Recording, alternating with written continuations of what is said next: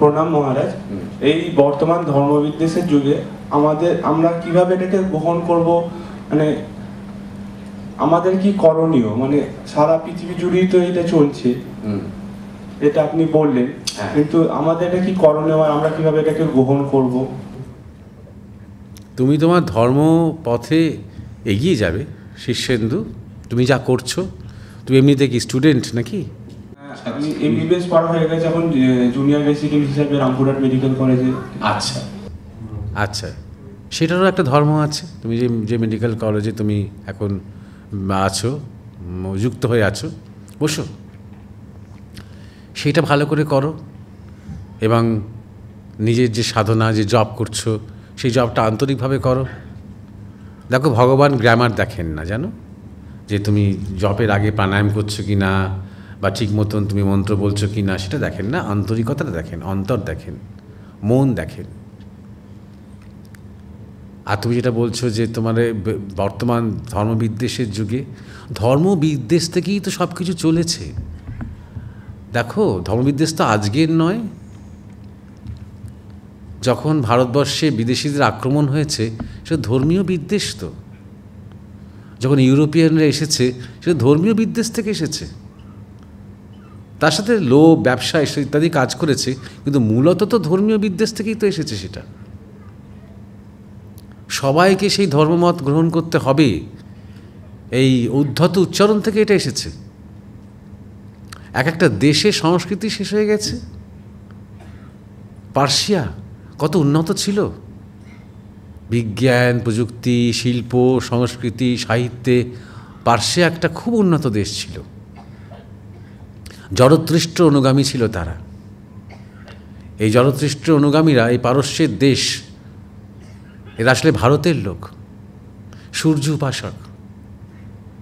এরা একসময় ভারত থেকে চলে যায়, যখন দেখে যে আর্যরা সূর্য ছাড়াও আরও অন্যান্য দেবদেবী মানতে আরম্ভ করেছেন, তখন তারা প্রতিবাদ করে চলে যায়।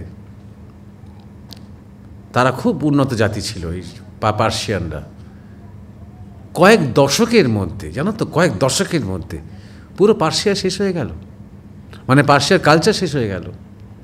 ইরান, আজকের ইরান, শিয়া মুসলিম প্রধান, এখনও সেখানে খোমেনি সব কিছু চালান। একটা ইসলামিক রিপাবলিক ওটা। তা ধর্মবিদ্বেষ তো আজকে নয়। যে কজন জরথ্রিস্টিয়ান বা পার্সিস বাঁচলো, কোথায় বাঁচলো বলো তো? ভারতে বাঁচলো। যারা ইরান থেকে সেই সময় ভারতে পালিয়ে এলেন, তারা বাঁচলেন। এখানে এসে তারা খুব শাইন করেছে। এই যে টাটা, জামশেদজি টাটা থেকে শুরু করে হোমি ভাবা, এরকম আরও অনেক পার্সির লোকেরা, পার্সিরা খুব সফল হয়, খুব বুদ্ধিমান হয় এবং খুব ভারতপ্রেমী হয়। এরা কখনো আলাদা স্টেট চাইবে না, এরা কখনো আলাদা রাজ্য চাইবে না, কারণ এদের ভূমিটাই হচ্ছে ভারত। এরা জানে সেটা। সুতরাং এইটা বিদ্বেষটা আজকে বলে নয়। কলম্বাসকে যখন পাঠানো হলো ভারত খুঁজতে, সেটা পাঠালো কাদের নির্দেশে? পোপের নির্দেশে। ভাস্কো দি গামাকে যখন পাঠানো হলো, কার নির্দেশে? পোপের নির্দেশে। এগুলো খুব একটা ইতিহাসে বলা হয় না প্রথম, কিন্তু এটি আসলে পুরোটাই ধর্মযুদ্ধ।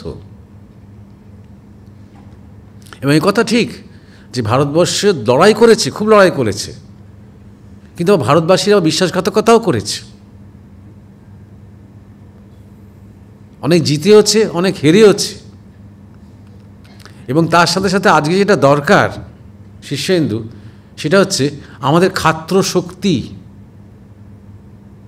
বিশেষ করে বাঙালিদের বলছি,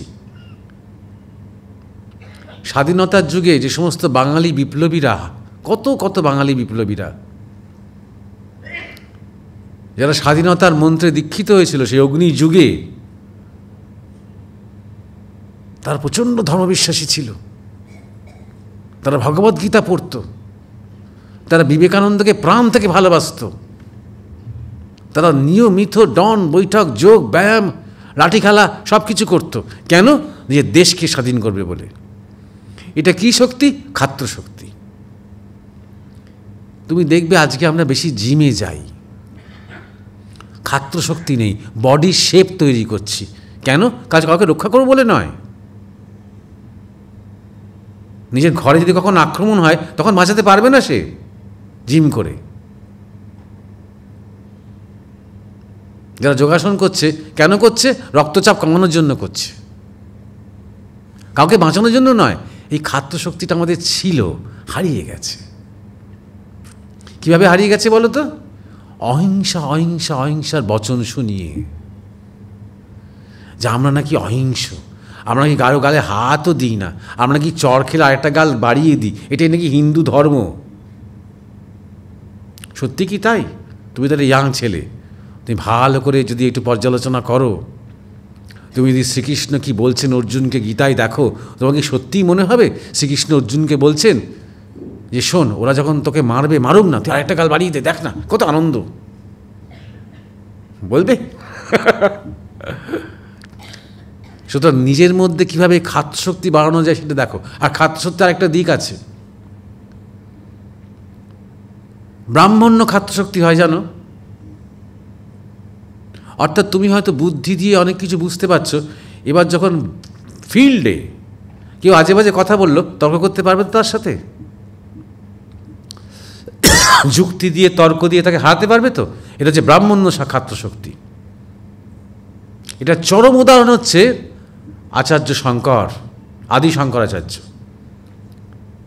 যিনি বৌদ্ধ ধর্মের বা বৌদ্ধ মতবাদে সে সময়ে যে একটা প্রচণ্ড স্খলন হয়েছিল, সমাজে পচন ধরে গিয়েছিল, সেই বৌদ্ধ ধর্মকে তিনি বলতে পারেন শুধু তর্কে জিতে, জায়গায় জায়গায় গিয়ে শুধু তর্কে আহ্বান করেছেন সবাইকে, পণ্ডিতদের তর্কে হারিয়ে তাড়ালেন তিনি। বৌদ্ধ ধর্মকে তিনি দেশছাড়া করলেন শঙ্করাচার্য। এটা যে ব্রাহ্মণ্য খাদ্য ধর্ম, লড়াকু মনোভাব। আমি খুব পড়াশোনা করেছি, আমি খুব সাধুসঙ্গ করেছি, আমি খুব গুরু সঙ্গ করেছি, আমি অনেক কিছু জানলাম, অনেক কিছু বুঝলাম, বা খুব ভাল লাগলো, কত আছে ব্যাপার, কত কিছু জানার আছে। আচ্ছা, ওরা তর্ক করছে, ওরা উল্টোপাল্টা তর্ক করছে, উল্টোপাল্টা কথা বলছে, বলুক, কী করা যাবে? তা আমি তো জানি ঠিক এইখানে নয়, এটা কিন্তু ব্রাহ্মণ্য কিন্তু খাদ্যশক্তি নেই। ব্রাহ্মণ্য খাদ্যশক্তি মানে হচ্ছে আমি যা জেনেছি, যা সত্য বলে বুঝতে পারছি, যখন কি উল্টোপাল্টা বলবে, বিরোধী কথা বলবে, আমি সেখানে গিয়ে তার মোকাবিলা করতে পারবো কি না, আমি চ্যালেঞ্জ গ্রহণ করতে পারবো কিনা, যে তোমাকে আমি তর্কে আহ্বান করছি, এবং যদি হারো তাহলে স্বীকার করবে তুমি ভুল করেছো, আর এই কথাগুলো বলবে না, এটা করতে পারবো কিনা। স্বামী বিবেকানন্দের মধ্যে সাংঘাতিক ছিল এই ব্রাহ্মণ্য খাদ্যশক্তি। মাঝে মাঝে খুব মজাও করতেন তাই নিয়ে, ছেড়ে কথা বলতেন না। ভারতবর্ষ সম্বন্ধে অনেক উল্টোপাল্টা লোকের ধারণা, আজও ধারণা, তার সময় তো আরও ছিল। ভারতবর্ষ একটা মানে সেই গরু পূজার দেশ, কুসংস্কারের দেশ, এইসবই সবাই জানে। আমেরিকাতে একজন ভদ্রমহিলা বলছে, শুনেছি আপনার দেশে নাকি মেয়ে জন্মালে তাকে নদীতে ফেলে দেওয়া হয়, মানে শিশু মেয়ে জন্মালে। স্বামীজি বলছেন, ঠিক শুনেছেন ম্যাডাম, তাই না, একজন মানে প্রসব করার কাজটা পুরুষরাই করছে আমাদের দেশে। এই হচ্ছে ব্রাহ্মণ্য খাদ্যশক্তি, চুপ করিয়ে দেবে একদম, আর একটা কথা বলতে দেবে না, বুঝতে পারছো? আবার আছে বৈশ্য খাদ্যশক্তি। ইংরেজদের বিরুদ্ধে লড়াই করার সময় কত ব্যবসাদাররা কতভাবে কোঅপারেট করেছে জানো? পাঞ্জাব ন্যাশনাল ব্যাংক তৈরি হয়েছিল শুধুমাত্র ন্যাশনালিস্টদের জন্য। কোনো ইংরেজ সেখানে টাকা রাখতে পারবে না, শুধু ভারতীয়রা টাকা রাখতে পারবে, আর যারা ইংরেজ বিরোধী তারা। এরকম বহু উদাহরণ। দোকানপত্র বন্ধ করে দিক কিন্তু কোনো ইংরেজকে মাল বিক্রি করবো না, শুধু দেশি, যাদের দেশি স্বদেশি তাদের করব। এই হচ্ছে বৈশ্যের খাদ্যশক্তি। শূদ্রের খাদ্যশক্তি, কত জায়গায় প্রোডাকশন বন্ধ হয়ে গিয়েছিল। সাধারণ কৃষকেরা, সাধারণ শ্রমিকেরা, যারা দিন আনি দিন খায়, তারা পর্যন্ত কাজ বন্ধ করে দিয়েছিল ইংরেজ মালিকের বিরুদ্ধে প্রতিবাদ করে, বিপ্লবীদের সমর্থন করে, বিপ্লবীদের লুকোতে সাহায্য করে, নিজেরা মার খেয়ে তাও প্রাণ দিয়েছে, কিন্তু হাল ছাড়েনি। সাঁওতাল বিদ্রোহ হয়েছে। সুতরাং খাদ্যশক্তি কিন্তু সাধুদের খাদ্যশক্তি। সন্ন্যাসী বিদ্রোহ হয়েছে, এখনও দেখবে হিন্দু সাধুরা মাঝে মাঝে যথেষ্ট হুঙ্কার দেয়, দরকার আছে। সাধুদের যদি সিংহ শক্তি না থাকে তাহলে কার থাকবে বলো? ওদের তো হারানোর কিছু নেই। তোমার আমার অনেক হারানোর আছে না, আমাদের পরিবার আছে, আমাদের বন্ধন আছে, অ্যাটাচমেন্ট আছে, কিন্তু যার হারানোর কিছু নেই সেই তো পারে সে খাদ্যশক্তি প্রদর্শন করতে। সুতরাং আজকে যেটা তুমি দরকার যেটা বলছো সেটা হচ্ছে তুমি নিজেকে ডেভেলপ করো, তোমার নিজের মধ্যে পোটেনশিয়াল, যেটা একটু আগে কথা বলছিলাম, তোমার সাধনা এবং তোমার কর্ম এবং তোমার পড়াশোনাটাও তোমার সাধনা হোক, তাকেই খুঁজছো তুমি, সেই পরম ঈশ্বরকে। এবং নিজের ধর্ম নিজের সংস্কৃতির সম্বন্ধে একটা ক্ষাত্র অভিমান যেন থাকে। এটা বাঙালির একটা নিজস্ব চরিত্র, বাঙালি শাক্ত। যত বিপ্লব হয়েছে, যত প্রতিবাদ হয়েছে, যত লড়াই করেছে, বাঙালি বৈষ্ণবরা নয়, বাঙালি শাক্তরা করেছে। মা কালীর নাম নিয়ে করেছে, মা দুর্গার নাম নিয়ে করেছে। সব বীরত্বের প্রতীক, দেখো, সব যুদ্ধের প্রতীক। যদি কর্তব্য বলো, এইটাই কর্তব্য। বলছি, যেটা বললেন যে আমাদের যে ক্লাসিফিকেশন করেছেন, মানে হিন্দু আমাদের ধর্মকে, সনাতন ধর্মকে ক্লাসিফিকেশন করা হয়েছে, যারা এগুলো মানে তাদের আমাদেরকে বিভেদ করার জন্য, ডিভাইড করার জন্য এগুলো করেছে, এটা বললেন আপনি। তাদের প্রতি আমাদের কি মনোভাব পোষণ করা উচিত, বা তাদের উন্নয়ন বা তাদের কোনো আমাদের কি গ্রহণ করা উচিত, না কি মনোভাব পোষণ করা উচিত? এইটা আমার ভালো জিজ্ঞাসা করেছে, খুব ভালো জিজ্ঞাসা করেছে। না, তাদের ভালো হোক, তাদের ভালো হোক। এটা জানবেন রূপকুমার ব্যানার্জি মহাশয়, যে যখন কেউ কোথাও গিয়ে দখল করে নিতে পারে, তার শাসন ভাগ গ্রহণ করতে পারে, তখন আস্তে আস্তে সেই তার ইতিহাস লিখতে আরম্ভ করে। মানে পরাজিতের ইতিহাস লিখতে আরম্ভ করে জয়ীরা। পরাজিতের সমাজ মূল্যবোধ, ন্যায় নীতি ঠিক করে দিতে আরম্ভ করে জয়ীরা। এটাই নিয়ম। এটা আলাদা করে ইংরেজরা বেশি বদমাইশি করেছে বা ইউরোপিয়ানরা বেশি বদমাইশি করেছে তা নয়। ধরা যাক, আমি একটা উদাহরণ আপনাকে দিচ্ছি, যে হিটলার বলা হয় যে 60 মিলিয়ন মানে প্রায় 6 কোটি ইহুদিদের কনসেন্ট্রেশন ক্যাম্পে মেরেছিল। অনেকেই বলে হিটলার জানতেন না, অন্যরা মেরে যায়, সে আলাদা কথা, আমি তার মধ্যে যাচ্ছি না। এর চেয়ে এই সংখ্যাটার থেকে 4 গুণ বেশি বাঙালি হিন্দুরা মারা গিয়েছিল মন্বন্তরের সময় চার্চিলের নীতির জন্য। কিন্তু আমরা জানি যে চার্চিল হচ্ছে খুব মহান, গত শতাব্দীর সেরা স্টেটসম্যান, আর হিটলার হচ্ছে গত শতাব্দীর সবচেয়ে সেরা ভিলেন। আপনাকে আমাকে যদি জিজ্ঞাসা করা হয় যে কে সবচেয়ে ভয়ঙ্কর লোক বিংশ শতাব্দীর, অ্যাডলফ হিটলার। সবাই এক বাক্যে বলবো। এত বেশি বলা হচ্ছে, এটা এত বেশি বলেছে সবাই মিলে, সন্দেহ লাগছে সত্যিই কি তাই, নাকি গল্পটা তৈরি করা হয়েছে। আর বারবার বারবার রিপিট করা হচ্ছে এই কথাটা বারবার। এই ইসরায়েলের সাথে গাজার যুদ্ধেতেও বারবার হিটলারের কথা আসছে। সেই হোলোকস্টের পর ইসরায়েল এমন ভয়ঙ্কর অত্যাচার কখনো হয়নি ইহুদিদের ওপরে, বারবার মনে করিয়ে দেওয়া হচ্ছে হিটলারের কথা। কারা মনে করিয়ে দিচ্ছে? যারা ইতিহাস লিখেছে। কারা মনে করিয়ে দিচ্ছে? যারা সেই জার্মানির যে একটা জাতীয়তাবোধ, সেই জাতীয়তাবোধকে ধ্বংস করার চেষ্টা করেছে। কারা ইতিহাস লিখছে? যারা জাপানের মতো একটা দেশে অকারণে 2টো পারমাণবিক বোমা নিক্ষেপ করেছে। অকারণে জাপান যুদ্ধটা হেরেই গিয়েছিল, পারমাণবিক বোমা নিক্ষেপ করার কোনো কারণ ছিল না।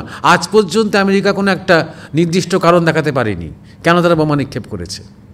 তারা লিখছে। এটা স্বাভাবিক, এটা স্বাভাবিক। আজ যদি কখনো ভারত অন্য রকমের দেশ, তাই না, ভারতের উদাহরণ টানবো না আমি, আর যদি আফ্রিকার কোনো দেশ ধরা যাক, যদি ইংল্যান্ড আক্রমণ করে এবং ইংল্যান্ডকে পায়ের তলায় নিয়ে আসে, তখন ওই আফ্রিকান পণ্ডিতেরা তখন ইংল্যান্ডের ইতিহাস লিখতে আরম্ভ করবে এবং দেখাতে আরম্ভ করবে যে ব্রিটিশরা আসলে কত খল। এবং ওরা আফ্রিকানরা কত মহান, যত জ্ঞান বিজ্ঞান শিল্প কলা নাচ গান সুরাপান সব কিছু আফ্রিকানরাই এনেছে, আফ্রিকানদের কাছ থেকে চুরি করেই ইংরেজরা করেছে। এটা ওরা দেখাতে আরম্ভ করবে, অর্ধ সত্য অর্ধ মিথ্যা মিলিয়ে মিশে ওরাই শ্রেষ্ঠ, এরা নিকৃষ্ট, আমরা এদের শ্রেষ্ঠ করতে এলাম।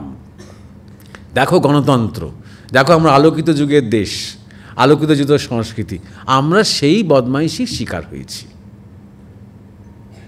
এক নম্বর কথা। দু নম্বর কথা, আমরা ওদের কি চোখে দেখবো? আলাদা করে কোনো খারাপ চোখে দেখতে হবে না, এটা স্বাভাবিক। তাই বলে কি সব ইংরেজ খারাপ? তা তো নয়। এটা সুভাষচন্দ্র বসু খুব উপলব্ধি করেছিলেন। তিনি কি হতো জানেন তো, যে ধরুন আপনি আমরা ইংরেজ, আমরা এই হলে যারা রয়েছে আমরা ইংরেজ, আমরা ইংল্যান্ডে থাকি, একটা আইল্যান্ড দেশ, ছোট্ট আইল্যান্ড, যেখানে বেশি সূর্যই থাকে না, সারাক্ষণ মেঘলা মেঘলা আকাশ হয়ে থাকে, শীতকালটা বেশ কনকনে ঠান্ডা। যাই হোক, দিব্যি আছি আমরা। এবার আপনাকে আমি কোনো কারণে, আপনি একটা দেশের খুব কুখ্যাত অপরাধী, আমি দেখলাম যে এই রূপকুমার ব্যানার্জিকে নিয়ে কী করা যায়, যা ওকে পাঠিয়ে দিই ইন্ডিয়াতে, ওখানে গিয়ে ম্যালেরিয়ায় ভুগুক, মশার কামড়ে মরুক। সুতরাং দেশের যে সবচেয়ে খারাপ লোকটা, সবচেয়ে বাজে লোকগুলো, সবচেয়ে ভয়ঙ্কর লোকগুলোকে পাঠিয়ে দেওয়া হতো এই কলোনিগুলোতে। তখন তো ইংল্যান্ডের কলোনি সারা পৃথিবীতে, আফ্রিকা এশিয়া ভারত সবই তো তখন ইংল্যান্ডের কলোনি। ব্রিটিশ সাম্রাজ্যে সূর্য অস্ত হয় না, হ্যাঁ, সেই চার্চিলের বিখ্যাত কথা। তা সেই সূর্য অস্ত হয় না, সেই দেশগুলোতে যাচ্ছে অসভ্য গোরা, যারা গোরা বলতে তখনকার দিনে, অসভ্য গোরা। শুধু কি মুসলমানরাই অসভ্য ছিল? সেই সময় ইংরেজরা যারা আসতো এখানে, অফিসাররা, তারা ভয়ঙ্কর অসভ্য ছিল। মুখের ভাষা থেকে শুরু করে তাদের ব্যবহার, আর কি নোংরা, মানে অসম্ভব নোংরা, কোনো সূচি নেই ওদের মধ্যে। আমাদের এখানকার হিন্দুরাই বলতো যে, একটু কাঁচা ভাষায় বলতো, আমি কাঁচা ভাষাটাই বলছি, নিজের পোঁত পরিষ্কার করতে পারে না, তারা আমাদের শেখাবে, হ্যাঁ, জীবন শেখাবে, এরকম করে বলতো তখন হিন্দুরা। তো কিন্তু সব ইংরেজ কিন্তু খারাপ নয়। যখন সুভাষচন্দ্র বসু, বিবেকানন্দ, রামমোহন রায় এরা যখন বিদেশে গেছেন, ইংল্যান্ডে গেছেন, সেখানকার মানুষের সাথে পরিচিত হয়েছেন, অক্সফোর্ডে গেছেন, একাডেমিক লোকদের সাথে আলাপ হয়েছে, তখন দেখেছেন সত্যি সত্যি বেশ ভালো ভালো মানুষ আছে তো, যারা সত্যি উদার, যারা জানে না আসলে যে ভারতবর্ষে কী হয়েছে, তারা তো এই খবরগুলোই পাচ্ছে যেগুলো আমরা পেয়েছি, যে আমরা ছিলাম অসভ্য, এরা এসে সভ্য করছে।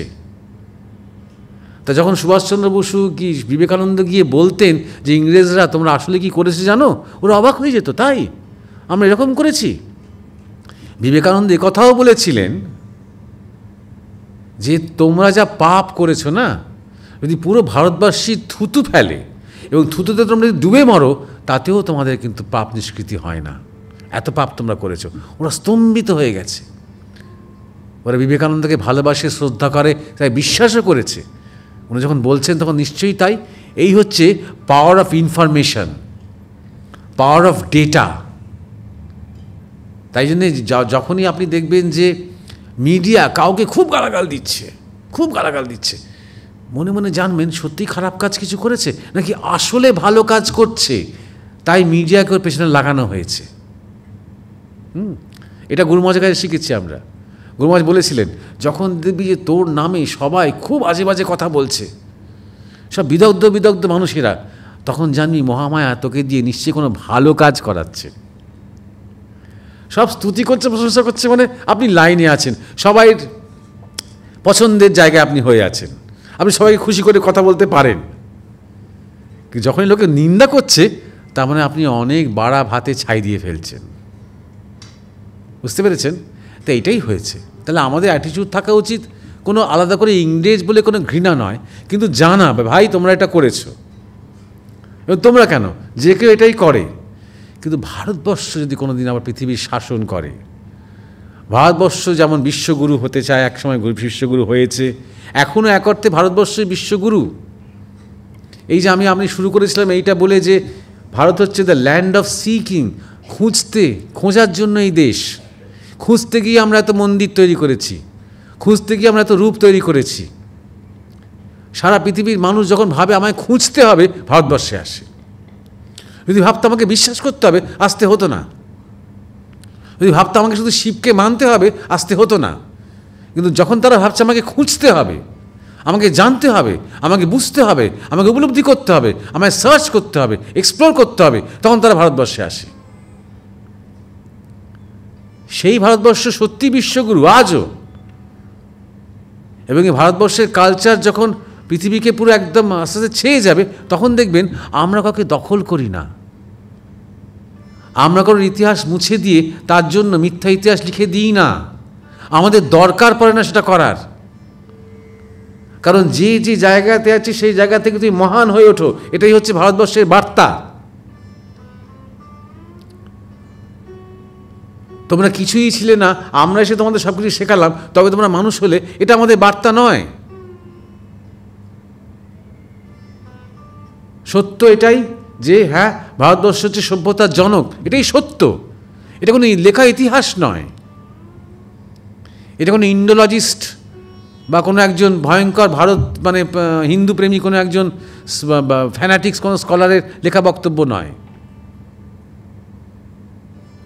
একটা জিনিস মনে রাখতে, একটা অনুকম্পার দৃষ্টি তাদের প্রতি আমাদের আছে। কারণ আমাদের দেশে যত গুরুরা এসেছেন, কই ইউরোপে তো আসেনি।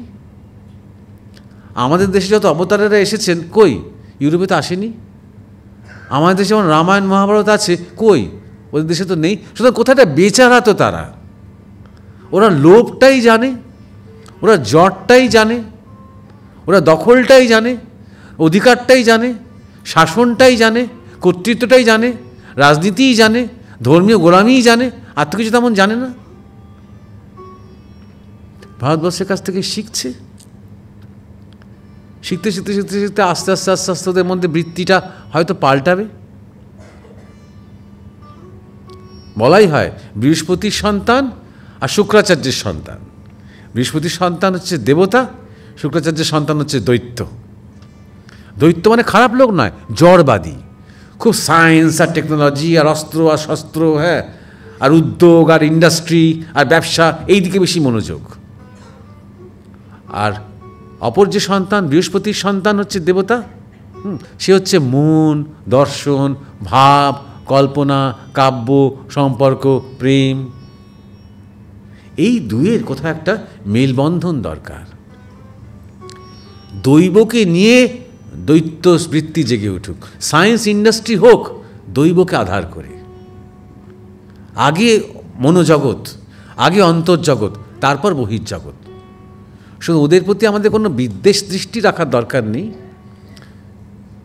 ওদের প্রতি খুব উন্নাসিক থাকারও দরকার নেই। কিন্তু এখন মোটামুটি ভারতবর্ষ বুঝিয়ে দিতে পারছে ইউরোপ এবং পাশ্চাত্য সংস্কৃতিকে, ভাই তোমাদের কাছ থেকে নেবার আর কিছু নেই, তোমাদের দিন শেষ, এশিয়ার দিন শুরু হচ্ছে, তোমাদের কাছ থেকে নেবার আর কিছু নেই। আমার একটা ছোট প্রশ্ন আছে, সেটা হচ্ছে ধরুন খুব বিষণ্ণ মনে কেউ আছে, লটারির টিকিট কেটে ধরুন ফতুর হয়ে গেছে, বাড়িতে, সমাজে, বন্ধুদের কাছে, সবার কাছে সে খুব ঘৃণ্য, সবসময় বিমর্ষ থাকে। হঠাৎ জানা গেল লটারিতে সে 5 লাখ টাকা পেয়েছে। এবার সে কিন্তু একদম মানে আনন্দ উদ্ভাসিত হল। আনন্দটা কি লটারির টিকিটের মধ্যে ছিল না ওই ব্যক্তিদের মধ্যে ছিল? যখন ধারাবিবরণী শুনছে সবাই টিভির সামনে, খুব উত্তেজনাকর মুহূর্ত, সবাই একদম স্থবির হয়ে আছে। হঠাৎ হয়তো জিতে গেল ইন্ডিয়া অথবা পাকিস্তান, মানে ইন্ডিয়ার সাপোর্টাররা যে এই যে আউটপার্স করছে, এটা কি ওই টিভির মধ্যে ছিল, না ওই বলটার মধ্যে ছিল, না ওই জয় সূচকতার মধ্যে ছিল, না ওই মানুষগুলো ছিল? এই ধরনের এটাতে উত্তরটা, আপনার নাম কি? আমার নাম অলোক বিশ্বাস। অলোক বিশ্বাস। দেখুন অলোকবাবু, এই উত্তরটা তো আপনি নিজেই দিয়েছেন, উত্তরটা তো আপনি জানেন। ধরুন আপনার পাশে ওই কেউ আছে, আপনার পাশে ধরুন দেবকুমার ব্যানার্জি আছে, লটারিটা তিনি জিতেছেন, ওই টিকিটটা তার হাতে আছে, তিনি খুব আনন্দ করছেন, আনন্দ করে তিনি আপনাকে দিলেন, দেখেছেন, আপনিও নিলেন, আপনার কি আনন্দটা হবে? তাই টিকিটটার মধ্যে আনন্দ নেই?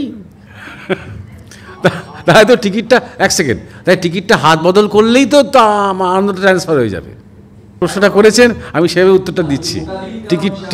টিকিটটার মধ্যে আনন্দ নেই, টিভিটার মধ্যে আনন্দ নেই, কারণ ওইটা এখন নিউজিল্যান্ডের সাপোর্টাররা দেখছে, ও টিভিটা দেখে দুঃখ হচ্ছে ওদের। পাকিস্তান হলে টিভিটা তো ভেঙেই ফেলতো, তাই না? ওগুলোর মধ্যেও নেই। দিয়েছে কোথায় আছে বলুন তো, আমি একটা কাউকে সাপোর্ট করি, সেইখানে মজাটা। এই যে আমার যখন মানে হ্যাপিনেসের যায় সঙ্গে সঙ্গে আনহ্যাপিনেস, যখনই আমার আদর্শের পন্থী হলো, আমি যাকে ভোট দিয়েছিলাম সেই ভোটে সেই পার্টি জিতলো, কারণ আমি ভোট দিয়েছিলাম, আমি সাপোর্ট করি, তার একটা সমর্থন পেলাম, তখন আমার আনন্দ হলো। এই আনন্দটা কন্ডিশনাল। যখন আমার পার্টিটা আজ জিতবে না, ভোটে হারবে, যখন আমার ক্রিকেট টিম ভোটে হারবে, যখন আমার লটারির টিকিট লটারি পাবে না, তখন আমার নিরানন্দ আসবে। কিন্তু আপনি যে আনন্দের কথাটা আমাকে জিজ্ঞাসা করছেন, আসলে তার কোনো কন্ডিশন নেই। সে ভয়ঙ্কর ঠাকুর রামকৃষ্ণ ওই চরম ক্যান্সারে দড়ির মতন চেহারা হয়ে গিয়েছিল, জানেন, দড়ির মতন। তখনও কিন্তু তিনি দিব্য আনন্দে আছেন, সচ্চিদানন্দ সাগরে তিনি তখনও ভাসছেন। কোনো কন্ডিশনাল নয় যে আমার ক্যান্সার হয়েছে বলে আমার আনন্দ কমে গেল, তা নয়। তিনি আনন্দেই তিনি জানেন শরীরটা অনিত্য, শরীরের পারে তিনি যে চিন্ময় সত্তা, সেই সত্তায় তিনি সবসময় বুঁদ হয়ে আছেন। সুতরাং সেইটা যদি আপনি বলেন কীভাবে, তাই আনন্দের পথটাকে ধরতে হবে, কারণ ঈশ্বর তো পরম আনন্দময়। রস বৈশ উপনিষদে বলেছে, তিনি রস, তিনি পূর্ণ রস। তাই না আজকে আমরা যা কিছু করি ওই রসের উল্লাসেই করি, ওই রসেরই সন্ধান। এই যে কতক্ষণ ধরে সেটা শুনলাম আমরা, এতক্ষণ আলোচনা শুনছি, এত যে লোক আছি, এটা একটা বিরাট ব্যাপার। আজকে আমরা এত চটুল এন্টারটেনমেন্টের জগতে চলে গেছি, এত ফোন নিয়ে আছি, তাও তো শোনার জন্য এত মানুষ বসে আছে কেন? কারণ সৎসঙ্গে বা আলোচনায় মানুষ রস পাচ্ছে, তাই জন্যে রস পাচ্ছে কেন? কারণ তার মধ্যে এক ঈশ্বরীয় রসের একটা আভাস আছে, তাই জন্যে ভগবত রসের একটা কিন্তু আভাস আছে, একটা টাচ আছে, একটা আঁচ আছে। একটা আগুন জ্বললে সে আগুনের একটা আঁচ চারদিকে ছড়িয়ে পড়তে আরম্ভ করে, শীতকালে বনফায়ার জ্বাললে সে আঁচ আসছে। তাই না আমরা যা কিছু করি রসের জন্যই করি। বাইরে যাবেন আপনি, হয়তো চাটা খেতে গিয়ে বলবেন বেশি চিনি দিস তো বাবা, বেশি মিষ্টি খেতে পারি না, রস, আপনার জিভের রস।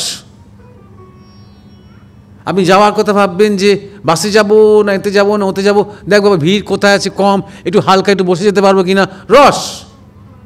প্রতিনিয়ত আমরা একটা হায়ার কিছু, একটু বেটার একটা চয়েস করছি, দুয়ের মধ্যে একটা চয়েস করছি প্রতি মুহূর্তে।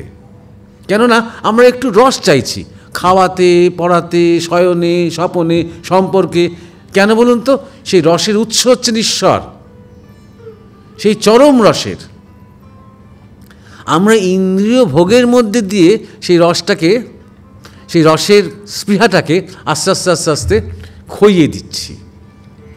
যখন আমি ইন্দ্রিয় ভোগের দিকে থেকে মনটাকে একটু গুটিয়ে নিয়ে যখন ঊর্ধ্বমুখী করব, তখন আমার মধ্যে, আমার চেতনার মধ্যেই হায়ার ডাইমেনশানে, আর উন্নত ডাইমেনশানে এমন এক রসের বিস্ফোরণ আছে না, যাকে বাউলরা বলে উল্লাস রস।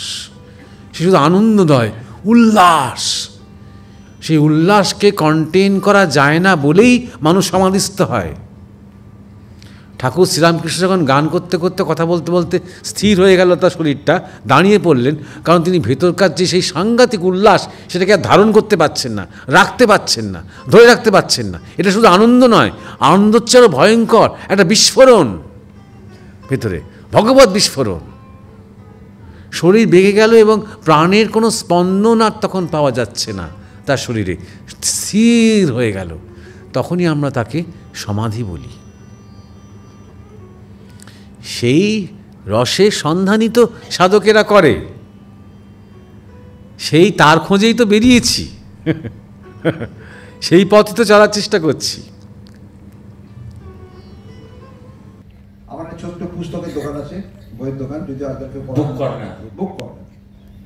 তা আমার প্রশ্ন হলো, আপনি রয়েছেন যে আবার দেব দেবী যাই বলুন, পাথরের টুকরো বলুন, তাকে যদি আমি বিশ্বাস করি, তার কাছে আবার যদি সমস্ত কিছু সমর্পণ করি এবং তার কাছে যদি করজোড়ে প্রার্থনা করি যে প্রভু তুমি আমাকে দেখো, তাহলে কি ঠাকুর আমাকে দেখবেন?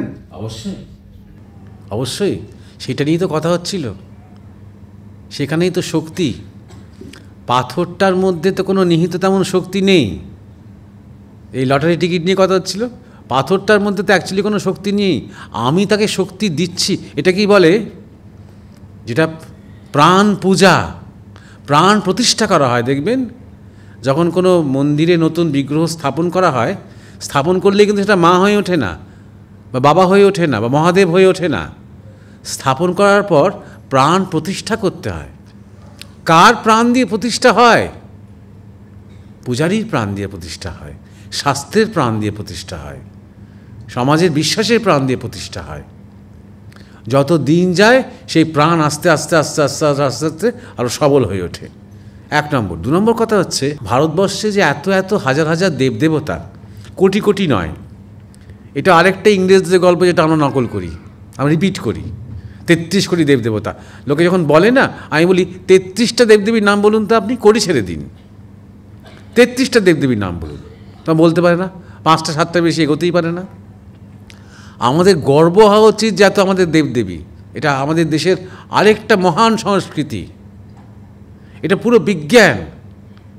ঈশ্বরের এই পৃথিবীতে এক একটা বৈশিষ্ট্যকে আমরা দেবতা বলেছি, এক একটা বৈশিষ্ট্যকে আমরা দেবী বলেছি। সৃষ্টির যখন বৈশিষ্ট্য দেখেছি, প্রকৃতির মধ্যে সৃষ্টি হচ্ছে, নতুন একটা গাছ বড় হচ্ছে, নতুন একটা ফুল ফুটে উঠছে, আমরা তাকে বলেছি ব্রহ্মা। এই সৃষ্টির প্রিন্সিপালকে আমরা বলেছি ব্রহ্মা। ব্রহ্ম নয়, ব্রহ্ম থেকে উৎসারিত ব্রহ্মা প্রিন্সিপাল। সেই ফুলটা কয়েক ঘন্টাই হোক, একটা দিন হোক, 2 দিন হোক, সেই ফুল অবস্থায় ফুটে থাকলো, অনেক টানা পোড়েনের মধ্যে সে ফুটে আছে। এই ফুটে থাকাকে আমরা বলছি বিষ্ণু। অর্থাৎ স্থিতির প্রিন্সিপালকে আমরা বলছি বিষ্ণু। তারপরে একটা সময় হলো যখন ফুলটা আস্তে আস্তে শুকিয়ে গিয়ে ঝরে পড়ে গেল, তখন আমরা তাকে বলছি মহেশ্বর।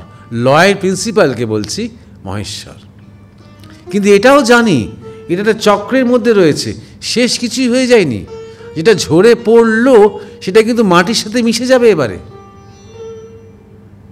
মাটির সাথে মিশে গিয়ে আবার মাটি থেকে কিছু একটা তৈরি হতে আরম্ভ করবে, কিছুই শেষ হয়ে যাচ্ছে না কিন্তু। তারপর আমরা নদীকে বলেছি মা। এইভাবে কত দেবদেবী এসেছে, গঙ্গা মা, নর্মদা মা, কাবেরী মা, কৃষ্ণা মা, কত মা। আবার চরিত্র বুঝে কত বৈজ্ঞানিক দৃষ্টিভঙ্গি, কোনো নদীকে বলেছি নদ, অজয় নদ, ব্রহ্মপুত্র নদ। তারা পুংলিঙ্গ, তারা স্ত্রীলিঙ্গ নয়, তার চরিত্র দেখে, তার বৈশিষ্ট্য দেখে। এইভাবে যা কিছু আমাদের দেয়, যা কিছু থেকে আমরা পাই, তাকেই আমরা দেবতা করেছি। এইভাবে আমরা কত সব গাছকে কিন্তু আমরা দেবতা বলি না, কিন্তু বট, অশ্বত্থ, বেল, নারকেল গাছ, অশোক গাছ, যে গাছগুলো থেকে আমরা অনেক পজিটিভ কিছু পাই, তাকে আমরা দেবতা বলছি। দেবতা মানে প্রকৃতির কাছ থেকে যা পাচ্ছি আমরা গ্রেটফুল, আমরা কৃতজ্ঞ, তোমার কাছ থেকে এত পাচ্ছি। বারবারই কৃতজ্ঞ হতে হতে হতে হতে না আস্তে আস্তে আমাদের চিত্তশুদ্ধি হয়, আমাদের মধ্যে অহংকার কেটে যায়। তখন বুঝতে পারি যে আমরা নিজেদের ইচ্ছাতে বা নিজেদের চেষ্টাতে বেঁচে আছি তা তো নয়, এই প্রকৃতি কত রকম উপকরণ সাজিয়ে রেখেছে আমাদের বাঁচিয়ে রাখার জন্য। এই মুহূর্তে যে আপনি আমি শ্বাস নিচ্ছি, এটা প্রকৃতির একটা কত বিরাট খেলা।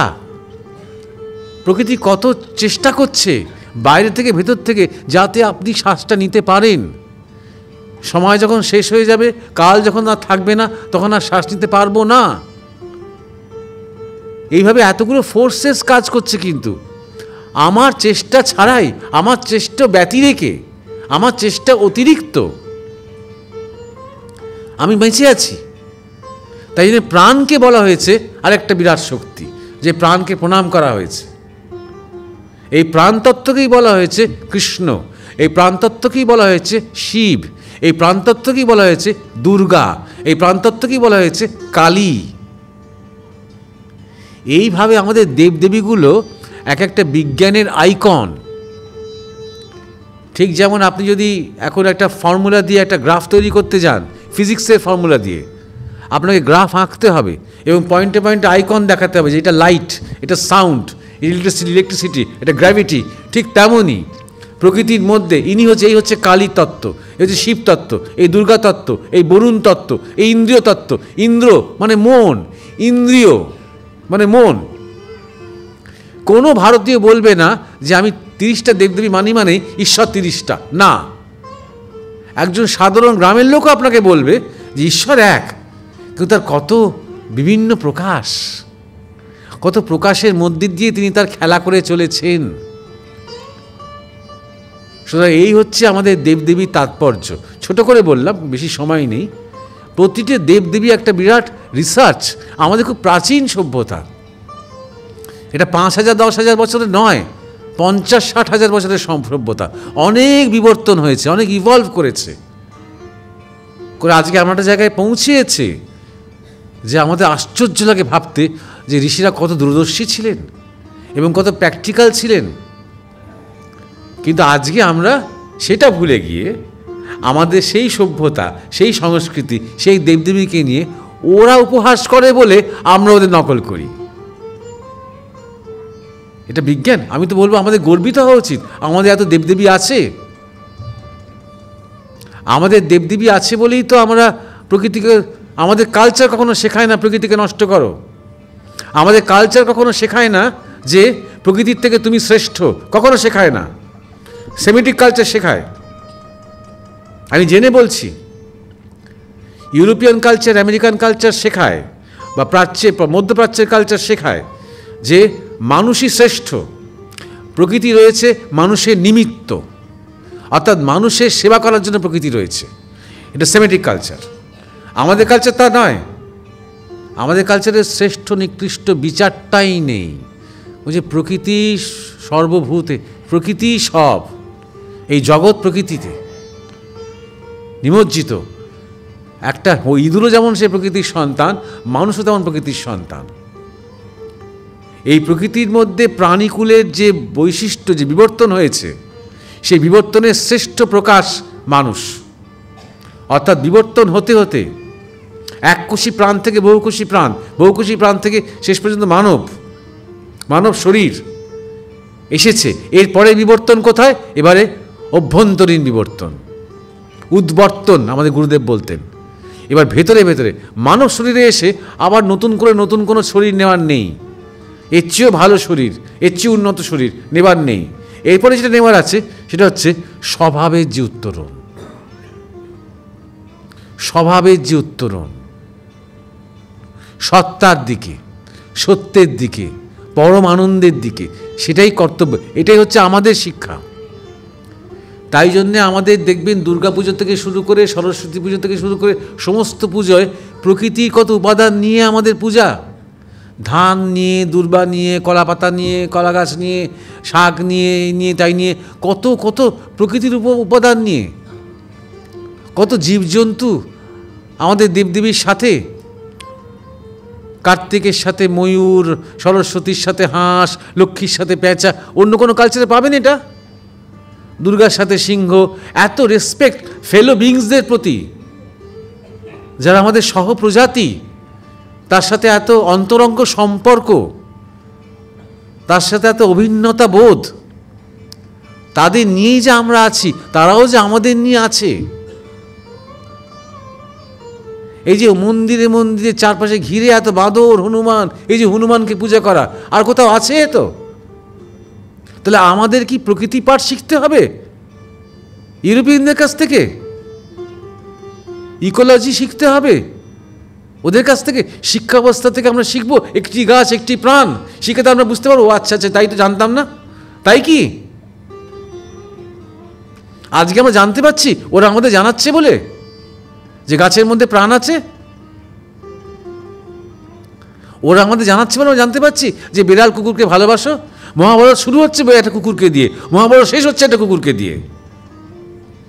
একটা কুকুর এসে যজ্ঞ পণ্ড করে ফেলতে পারে, তাকে দিয়ে মহাভারত শুরু হচ্ছে। আর একটা কুকুরকে ছাড়া তিনি সশরীরে স্বর্গে যাবেন না যুধিষ্ঠির, সেখানে মহাভারত শেষ হচ্ছে।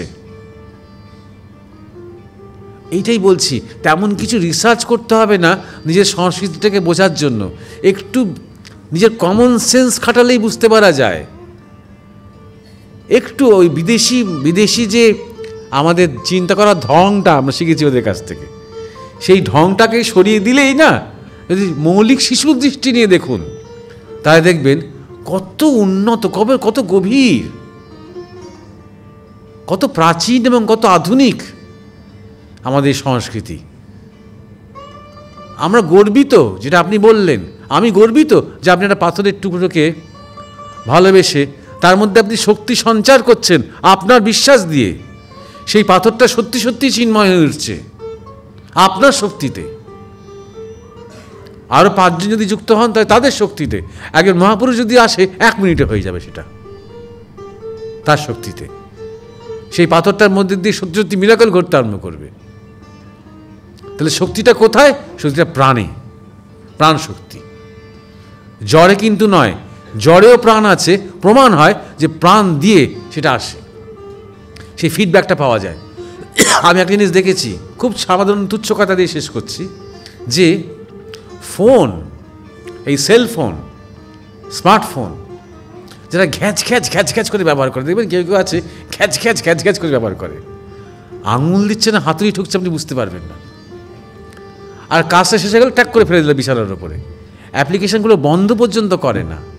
অর্থাৎ যেটা কাজ করছিলাম সেই অ্যাপ্লিকেশানটা তুলে দিই, বন্ধ করি, ডিলিট করি, শেষ করি, ফোনটাকে হোম পেজে ফেরত নিয়ে আসি, লক করি, বন্ধ করি, যত্ন করে রাখি নিজের জায়গায়, সেটা পর্যন্ত করে না। আবার কেউ কেউ আছে যেটুকু ফোন ব্যবহার করে, বেশি করুক কম করুক, যত্ন করে ব্যবহার করে। তাকে যেভাবে টাচ করে, তাকে যেভাবে ব্যবহার করে, সুশৃঙ্খলভাবে করে, ফোনটার উপর অত্যাচার করে না, একসাথে 10টা জিনিস তার উপর পায় না। যখন রেখে দেয় ভালো করে রেখে দেয়, ঠিক মতন রাখলাম কিনা লক্ষ্য রাখে। আমি দেখেছি তাদের ফোন যারা যত্ন করে অনেক দীর্ঘদিন ভালো থাকে, আর যারা ঘ্যাঁচ ঘ্যাঁচ করে তাদের ফোন 6 মাস 1 বছর অন্তর অন্তরই পাল্টাতে হয়। ওরা তাই চায়ও ফোনটা খারাপ হয়ে যাক, যাতে নতুন মডেলটা চলে আসে আবার আমার কাছে। মানে একটা ফোন তো জ্বর, সেও ভালোবাসার ভাষা বোঝে জানেন, এবং ভালো না বাসার ভাষা বোঝে। একটা ফ্রিজের দরজা আপনি দেখবেন দাম করে বন্ধ করছে, দাম করে খুলছে, হাট করে খুলে গেলেও ঠান্ডা বাতাস বইতে আরম্ভ করলো, দাম করে বার করছে, দাম করে বন্ধ করছে। সেই ফ্রিজটা বেশি দিন টেকে না। আর কেউ যত্ন করে টুক করে খুললো, টুক করে জিনিসপত্র কাজ করে করলো, রাখলো, অনেক দিন বাঁচে। দুম করে জানলা খুলছে, দাম করে বন্ধ করছে।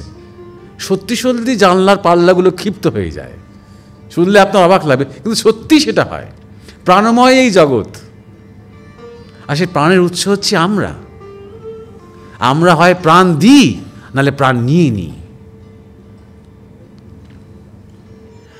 মহারাজের যে কথা এতক্ষণ আমরা শুনছিলাম, তার মুগ্ধতা তো আমাদের রয়েছে, সেই সঙ্গে তার যে সহানুভূতিশীল ভাষা, তার কথা বলার, তার ভাব, তার যে উদ্দীপনা সঞ্চারকারী, প্রেরণা সৃষ্টিকারী যা কথা তিনি বলেছেন, সেগুলো এতটাই জীবনের সঙ্গে যুক্ত এবং প্র্যাকটিক্যাল যে আমাদের বারবার তার কাছে ছুটে যেতে হয়, এবং আমাদের সত্যি জিজ্ঞাসা তার কাছে শেষ হয় না, তাকে থামানো যায় না।